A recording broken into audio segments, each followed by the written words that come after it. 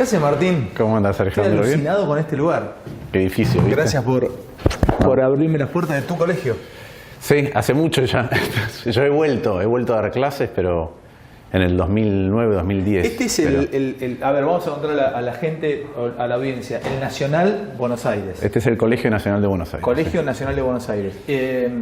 Yo no lo conocía e impacta y tiene reminiscencias Harry Potterianas, te lo habrán dicho 1000 veces, ¿viste? A los viejos colegios de la Edad Media o de Edad Moderna también. Es impresionantemente impactante cuando entras acá. Pero nunca habías venido a la Manzana de las Luces, a esta manzana. Nunca habías prestado atención, nunca, ni habías entrado. Nunca. Aparte mete miedo a este colegio.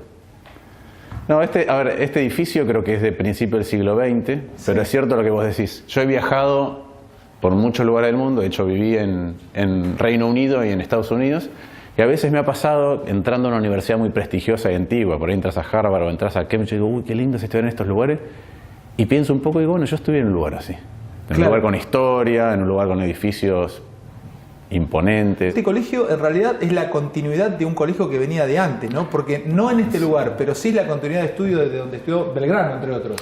Es la continuidad de varios colegios. Primero, se supone que cuando entramos acá tenemos que leer Juvenilia de Miguel Canet y estudiar la historia del colegio. Es un colegio que se funda, si no me equivoco, siglo XVII por los jesuitas. Después, cuando los jesuitas son expulsados, se transforma en otro colegio y después en otro colegio y después Rivadavia lo refunda con el nombre, creo que Colegio de Ciencias Morales.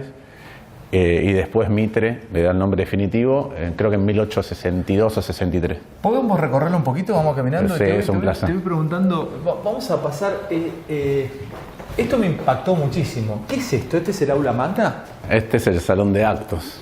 Salón de actos. Sí. Salón de actos, aula magna. Acá, conferencias importantes se dan acá. Si venís a dar una charla, si vinieras, por ejemplo, a dar una charla sobre periodismo al colegio, la darías acá. Si te recibís, la ceremonia de graduación es acá. Acá te entregan el diploma cuando te recibís. Sí, y también ¿Dónde estabas sentado cuando te recibiste vos, te acordás? No me acuerdo porque lo estoy mezclando. Hace poco nos dieron uno por los 25 años de graduados. Sí.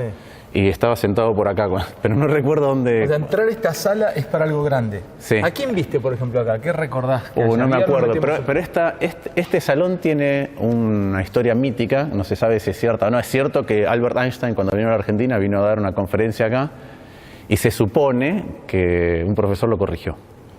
Dale. Ese es el cuento que se ha transmitido desde hace mucho tiempo. Me abrís la primera puerta.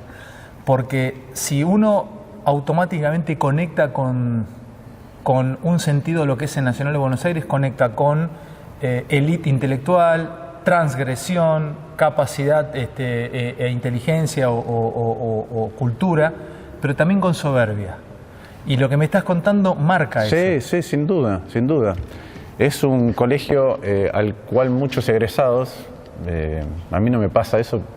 No sé bien por qué, porque no tengo tanto sentimiento corporativo con las cosas, pero muchos egresados lo llaman el colegio, en lugar de, yo lo llamo el Nacional de Buenos Aires, porque doy por sentado cuando decís el colegio en otro lugar, dice ¿cuál colegio? Claro, el colegio. Hay un libro que se llama El Colegio. O sea, como diciendo, es el colegio, el único. Sí, pasa eso. Es un colegio muy particular, ¿no? Es un colegio de excelencia académica, pero es un colegio que tiene enorme ventaja para brindar excelencia académica, porque lo que hace, en definitiva, es un mega filtro, es una mega selección para el ingreso. Ahí me voy a meter, porque lo que quiero hablar con vos es un poco de educación, hablar de futuro y de educación. Me ha tocado, a partir de este Animales de Calle, de ir a lugares que ejemplifican una Argentina pensada, pero que después quedó trunca. Sí. Fui a FADEA. 1927, fundada en 1927, se hizo el rastrojero, se hizo la moto Puma, el pulqui, millones de cosas que nos podrían haber puesto. Hoy podría ser el principal centro metalúrgico del mundo, FADEA. Y lucha por estar, crece día a día, pero fue pensada de una manera y después terminó casi en la nada por momentos. Me pasó con Tandanor, me pasó con Atucha. Es como que encuentro países pensados que nunca, proyectos de país de Argentina que se piensan que después no crecen. Nunca se galvanizaron, nunca terminaron de afianzarse. Sí. ¿Puede pasar con esto? O sea, hablemos de educación, porque este colegio es del 1863 con Mitre, fundado en 1863 con Mitre, venía antes, pero ¿por qué nunca tuvimos una educación nacional como la que da el Nacional? Bueno, primero, Argentina sí tuvo una educación pública de mucha calidad. De hecho, tenía una educación pública de mejor calidad que cualquiera de los países de nuestra región, por mucho. Si vos pensás en la formación que tenían nuestros abuelos y lo comparás con los abuelos de los chilenos o los abuelos de los brasileños, era mucho mejor. Y se ha perdido con el tiempo. De hecho, ese Estado que nosotros tuvimos era mucho mejor que el Estado que conocemos. Vos nombrás iniciativas de ese tipo, pero cada vez que vos ves un edificio, este es un edificio del principio del siglo XX, pero cada vez que vos vas a un pueblo de la provincia de Buenos Aires, ves el edificio municipal, o cada vez que ves el Banco Nación, era un Estado que tenía presencia, que decía yo te voy a acompañar, estoy acá. Después las múltiples crisis y la falta de un proyecto colectivo, te diría, hizo que muchas de estas cosas quedaran en lo monumental, pero no arraigaran en el verdadero sentido que tienen. ¿Qué quiere decir múltiples crisis? Argentina creció con un modelo hasta la Primera Guerra Mundial y después hubo muchas discusiones. Todo el tiempo leo el término meritocracia. El Nacional de Buenos Aires es meritocrático, el esfuerzo, porque según entendí, y probablemente mal, en séptimo grado vos vas haciendo un curso de ingreso acá, vas cursando séptimo grado y a la vez vas viniendo los sábados a rendir. ¿Cómo es? Eso se hacía ahora, sí. En la época en que yo vine acá, vos ibas a séptimo grado y después o te preparabas solo o ibas a un instituto para prepararte, porque son 4 exámenes, en mi época eran 4 exámenes, daban matemática, lenguaje, geografía e historia, en 2 días distintos, 2 sábados distintos, y después es nada más que ver cuál es el orden en el que saliste. Y en algún momento cortan. ¿Cómo entraste vos? Yo entré bien. ¿Arriba? No, arriba tuve una de mis compañeras, 2 de mis compañeros de aula eran los que se habían sacado el mejor promedio. Una es la hija de Enrique Petracchi, el presidente de la Corte. Sí. Y otro, un abogado, ahora es abogado, me lo crucé hace poco, que fui a dar una charla y no puedo creer que sea abogado, porque yo no estudié física, porque él era tan bueno en física, dije, no, yo en esto soy un desastre. ¿El flaco era bueno en física? No, labura en ¿Pero era bueno en física? Yo tenía 3 compañeros que eran una bestia en física y matemáticas, sí. Entonces vos dabas un examen y quedabas y después te asignaban turno mañana, turno tarde o después vino el turno vespertino. Es un sistema bastante, decir, el nivel académico acá es muy bueno, pero es cierto que es un poco artificial, esto no lo podrías replicar en todos lados. Bueno, ahí va, porque te dicen es meritocrático, es la cultura del esfuerzo, es estudiar, es prepararte y es crecer. Pero la meritocracia es muy utilizada por el discurso capitalista. El imperio o el imperio capitalista, es más, si vos te pones y revisás sitios de izquierda, le pegan al término meritocrático, porque entiende que es el triunfo de lo uno, de lo individual por encima de lo colectivo. Que yo puedo hacer el esfuerzo por estar acá, pero si vengo de un colegio que no me dio buenas armas o soy del interior y no puedo llegar a rendir, quedé afuera. O sea, sí, deja el colectivo y se hace hincapié en Martín Lustó, que es de acá de Capital Federal, que se preparó, entró y terminás mejor preparado que yo. Sí, pero además el mérito no es solo un tema de lo individual o lo colectivo, o si querés hay otra dimensión de lo individual y lo colectivo, que es que hay diferencias de base muy profundas. Entonces vos decís en Capital, pero no es lo mismo nacer solamente rico en Barrio Parque que en Cuartel Noveno o que en La Banda en Santiago del Estero. Entonces ya hay diferencias de base muy profundas. Entonces, ¿qué es lo que pasa con el mérito? El que cree que todo es mérito, y esa es la diferencia, si querés, entre el conservadurismo y el reformismo, la izquierda, es que el que cree que todo es mérito hace caso omiso de que hay diferencias de base que son muy profundas de revertir, muy profundas de revertir. Imposibles, te diría. Tanto que de vez en cuando hay una anécdota. Mirá, Tevez salió de Fuerte Apache. Claro, encontrás la anécdota del tipo que sale de un lugar. Contame, ¿por qué haces hincapié en la anécdota? A ver. Porque la anécdota muchas veces es utilizada para decir, ¿ves que se puede? Es decir, ves que se puede, es 1 en 1.000.000. Entonces estás en contra de la anécdota. O sea, claro, la criticás a la anécdota. Y yo creo que el mérito es muy importante, pero el deber del Estado, por lo menos para los que somos socialdemócratas, es que haya igualdad de inicio para que a partir de ahí el mérito valga. Porque si las diferencias son muy grandes es imposible. ¿Qué es igualdad de inicio? Si yo pienso en el Nacional de San Martín, donde yo estudié en mi pueblo, en San Francisco, terminé la secundaria, y esto no lo vimos nunca, yo me asusté cuando entré acá. Igualdad de inicio es eso. A nosotros nos dieron el diploma en un patio y no teníamos, me dijiste, era bueno en física. Yo no sé si tuve física. Bueno. Y vos me decís, el flaco era bueno en física, me apichoné en un momento dado. No, por eso, digo, ¿cómo haces? Mirá, precisamente eso es lo que tiene que hacer el Estado. El Estado argentino hace mucho tiempo que viene fallando en eso, ¿no? No viene brindando a todos los ciudadanos, independientemente del lugar donde nacen, las mismas oportunidades. ¿Qué es las mismas oportunidades? El mismo combo de bienes y servicios públicos.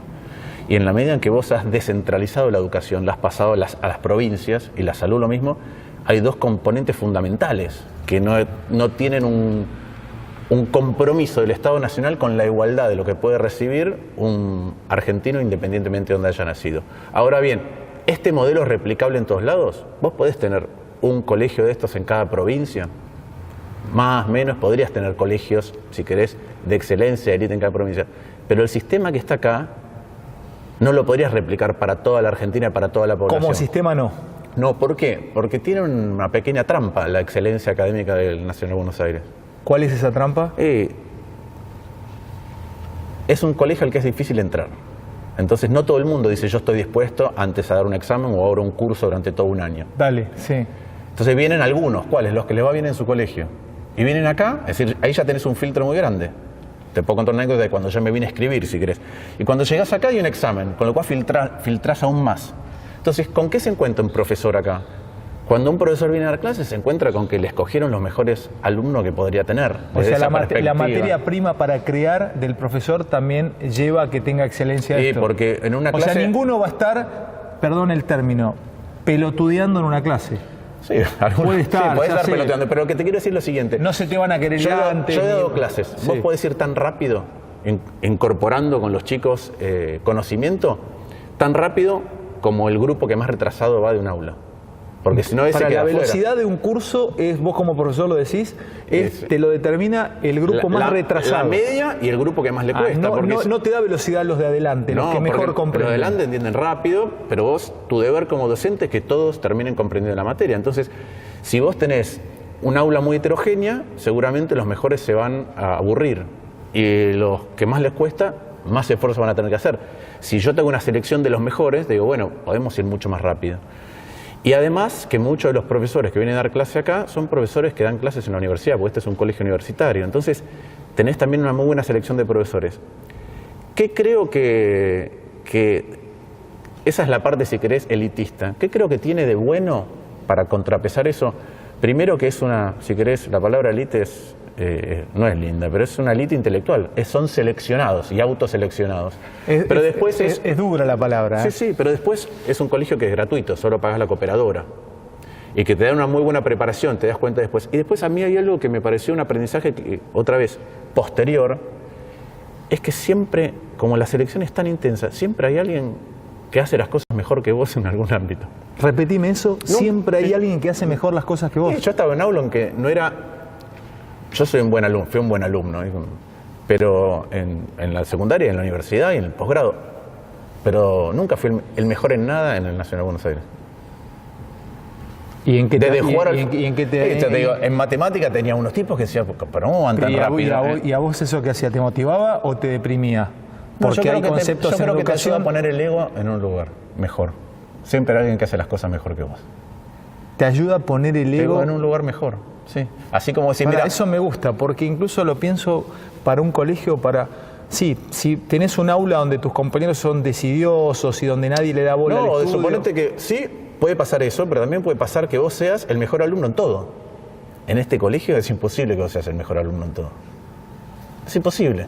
Sos mejor en algunas cosas, sos peor en otras, y siempre hay algo que eso que estás haciendo, sea latín, matemática, literatura, física, química, biología, siempre hay alguien que es mejor que vos.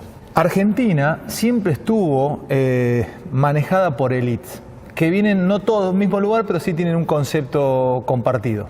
La generación del 80 tenía una educación europea. Este gobierno tiene una educación, en gran base están formados en el Newman. Sí.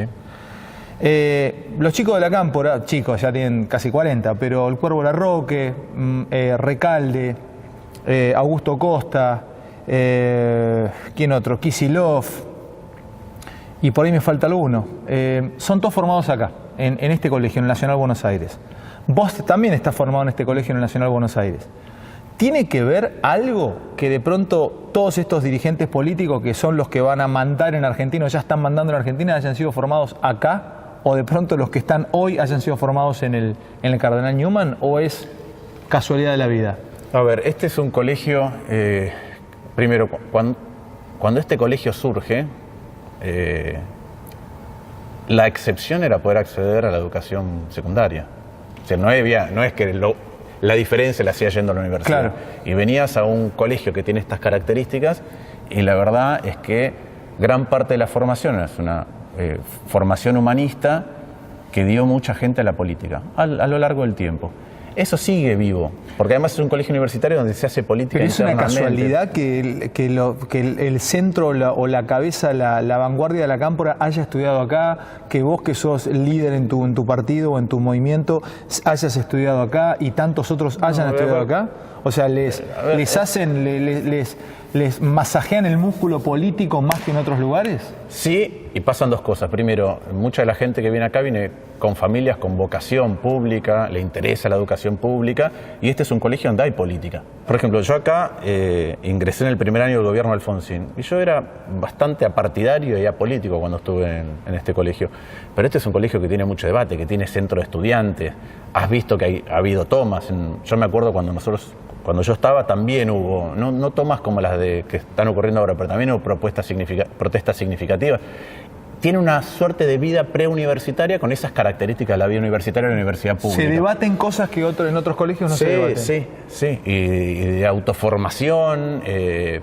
Entonces tiene eso, es como una preuniversidad. Vos viste cómo es la universidad pública, que tiene eso. Tiene el centro de estudiantes, tiene una organización, tiene vida partidaria de las organizaciones juveniles de cada uno de los partidos. Entonces tiene eso. Entonces es bastante natural que de acá salga gente que después transite para el mundo político. Ahora, también es cierto que pasa al revés, que es que se llama sesgo de supervivencia en estadística, pero vos agarrás a los que están en política y mirás, y hay muchos que vienen del Nacional Buenos Aires, o si querés, están sobre-representados. Explícame lo del sesgo de supervivencia. El sesgo de supervivencia. El sesgo es un modelo, ¿no? Es una tendencia.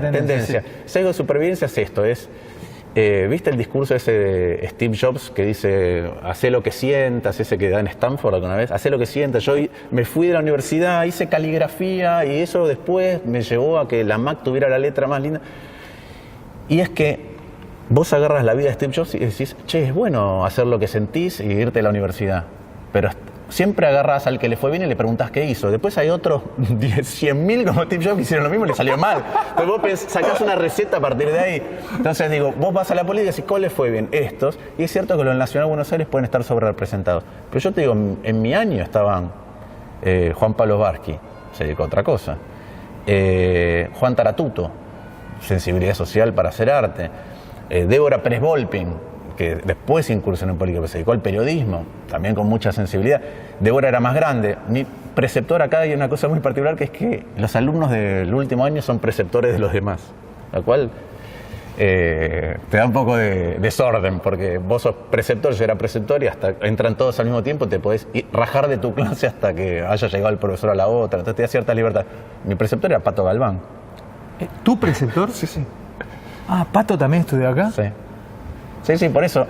Este es un mundo muy amplio. Bueno, pero está marcando algo. Son todos, algunos en un ámbito, otros en otro, pero todos llegaron a que les vaya bien a donde encararon su idea de vida. Sesgo de supervivencia, porque te puedo contar, si yo te cuento de los que no les fue bien, no los conocés.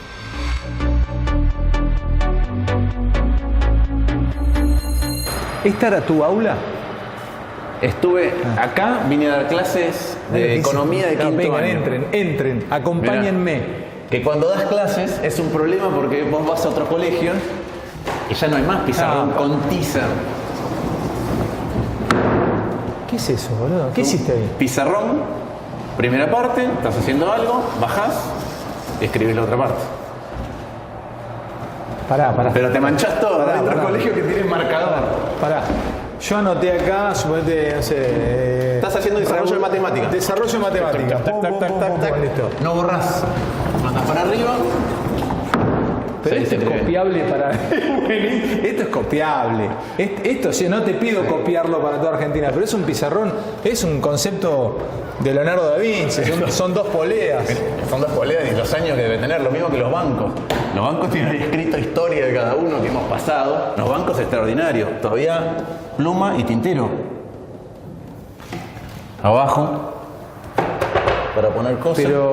Pero son... Pero, pará. Pink Floyd. Metés Pink Floyd. ¿No te cagan a pedo si metés Pink Floyd y metés el logo de Pink Floyd?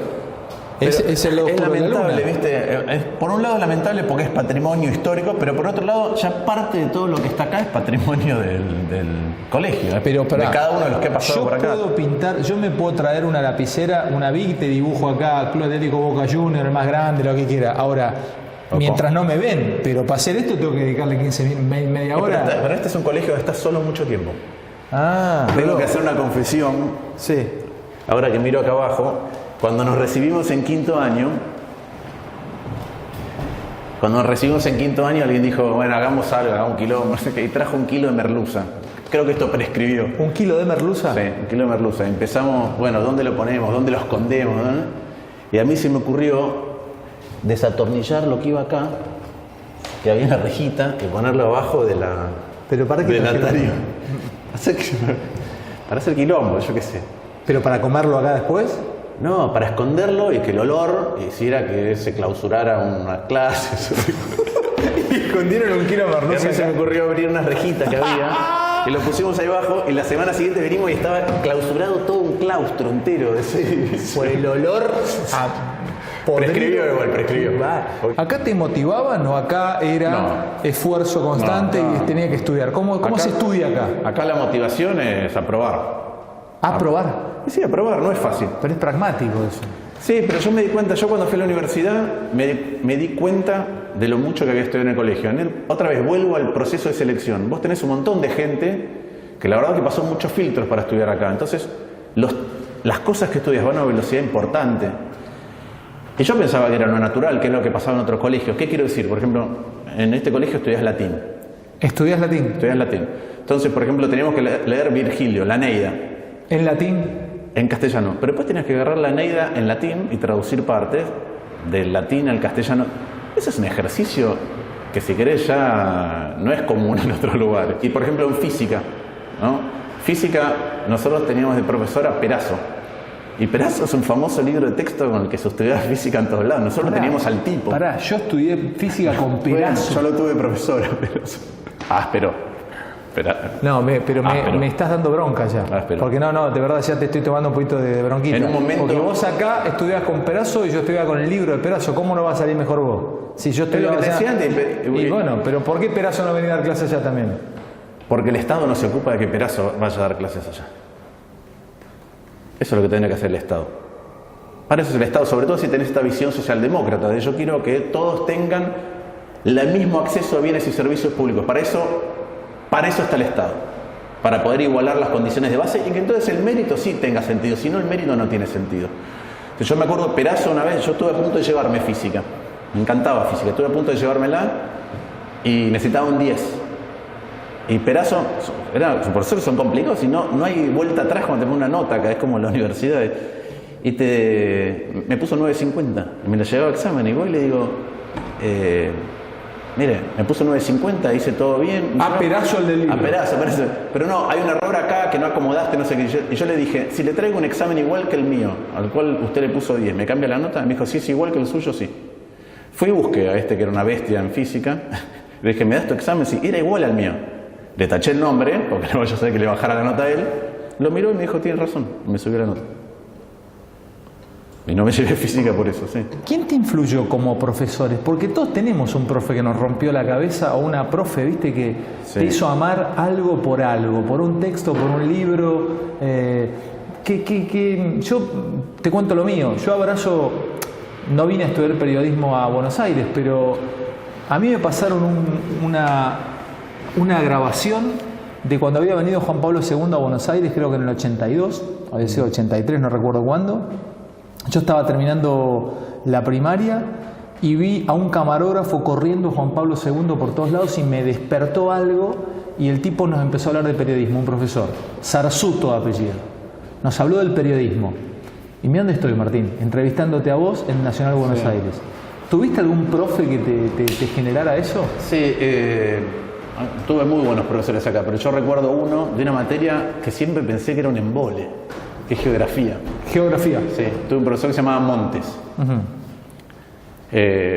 Nos daba geografía de América, nos dio 2 veces geografía, nos daba geografía de América, estudiamos geografía de América, viste, dónde están las montañas, las cadenas montañosas cada uno, los lagos, los ríos. Y cuando vino el examen, el primer examen, ¿viste? Te sentás, bueno, estuvimos estudiando esto, a ver qué carajo son las preguntas, que yo dije, cuál es la altura del pico tal, cuál es el largo del río tal. De acuerdo a las características geográficas de la región de los Grandes Lagos, piense qué tipo de actividad económica y humana debe haber surgido y cuándo. No. Sí. Repetime, era de así. Acuerdo a la... ¿O qué piensa usted que se puede dar de desarrollo en la zona de las Rocallosas? Eso era, la geografía era un contexto en el cual nos desenvolvíamos. Te hace pensar lateralmente, no te mirá, lo que te dice, mira, la geografía es un condicionante, que además sabemos que la geografía es un enorme condicionante, es un condicionante de la geopolítica gigantesco, y es un condicionante inclusive de la actividad económica. Paul Krugman, Premio Nobel de Economía, en gran medida, una de las cosas que desarrolló es los condicionantes geográficos del comercio internacional. Pero en ese momento era raro que en lugar de estudiarte de memoria algo, te dijeron, mira, ya te estudiaste de memoria todo esto, bueno, a ver, ¿para qué sirve? A mí las clases de él me encantaban. Áspero, nunca había puesto un 10, nunca... Montes. Sí. Montes.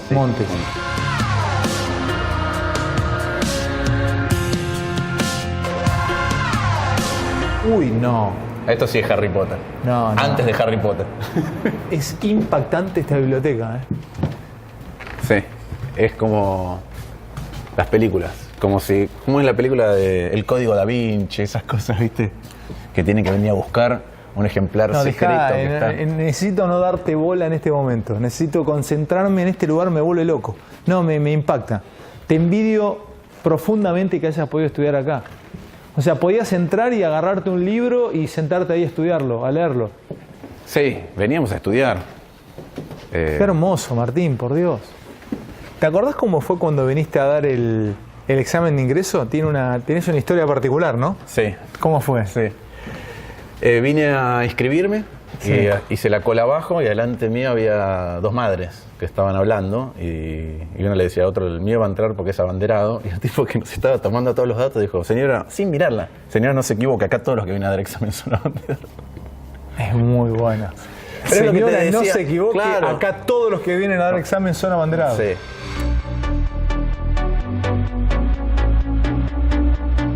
¿Cuál es la salida para vos? ¿Qué habría que hacer? Habría que pensar una Argentina de qué tipo. Pensemos de acá a 20 años, no de acá a 5 años porque no lo vamos a lograr. A ver, mira, eso que acabas de decir es muy importante. ¿Tenemos la capacidad y la paciencia para pensar a largo plazo o no? Todos los países que prosperan tienen un propósito colectivo, después un compromiso individual con ese propósito, pero se logra si te das cuenta que vas a vivir con el resto mucho tiempo y que algunas cosas que no los vas a ver. Si querés salir del eslogan en educación, es un debate más arduo. ¿Qué es salir del eslogan?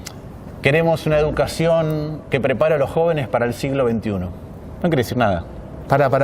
Queremos una educación que prepare a los jóvenes para el siglo XXI, no es nada. No es nada. Ahora yo te digo, a ver, empezá a meterte un poquito más en detalle.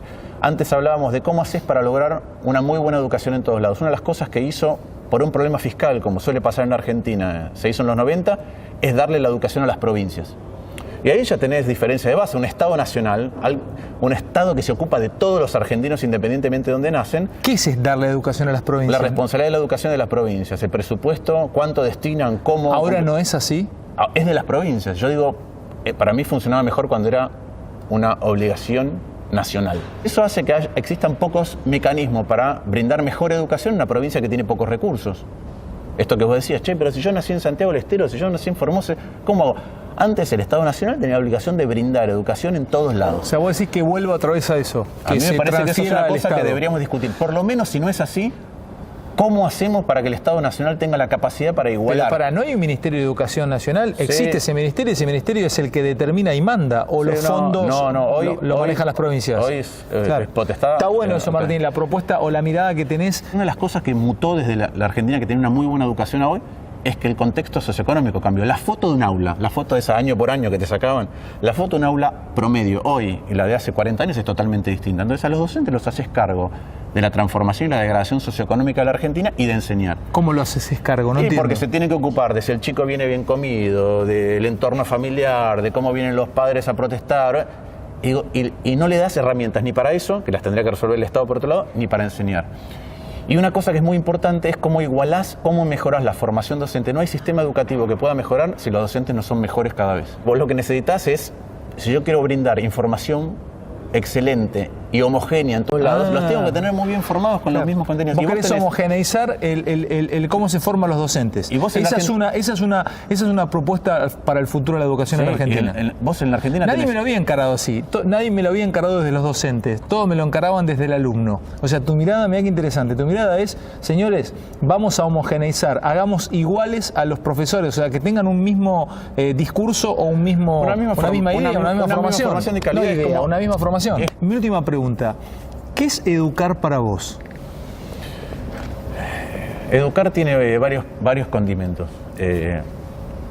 El primero es un condimento no menor de la convivencia, de la socialización. Es decir, cuando guardapolvo blanco, saber a qué comunidad pertenecemos, cuál es nuestra historia común, cuáles son las cosas que compartimos y hacia dónde avanzamos colectivamente.